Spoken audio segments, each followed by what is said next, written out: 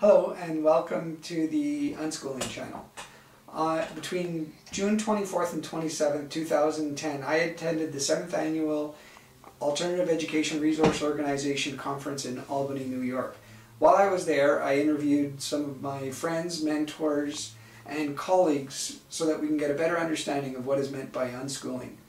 I asked them 4 questions. The first question I asked was, how would you define or explain unschooling? The second question was about unschooling's strengths. The third about unschooling's limitations. And finally, different people use different terms to refer to unschooling, so I just asked what was their preferred term for referring to a learner-centered democratic approach to educating young people, or anybody really. So hope you enjoy the interviews, and thanks so much. Bye for now. So first question is, how would you define or explain unschooling to somebody? Unschooling, well, first of all, I want to make it clear that I don't come from an alternative or non-traditional education background. So I'm just kind of coming into this within the past couple of years. Last year I graduated high school, which was around the same time I learned about non-traditional alternative forms of education. So I'm very new to this. And the way that I would describe unschooling is kids taking their own initiative with their education in general, as far as life is concerned. Taking it in their own hands, being proactive with it.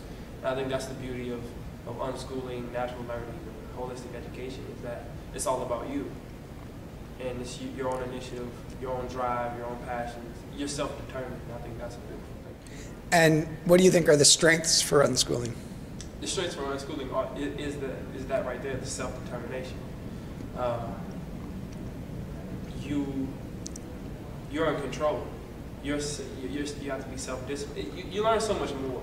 You learn so much more than being in some machine that's set up for you to do this or set up for you to do that. You actually learn to be yourself. You have a sense of identities.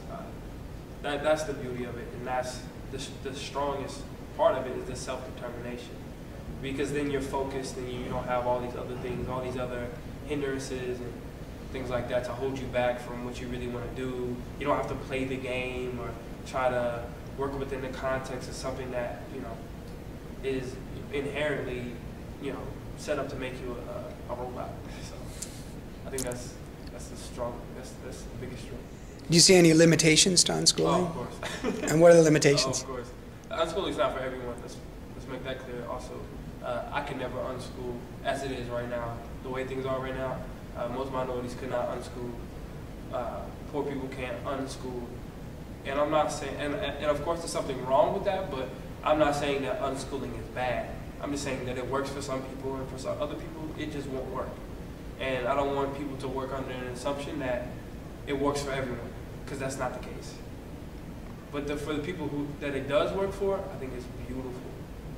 And so why would you think that it wouldn't work for certain groups?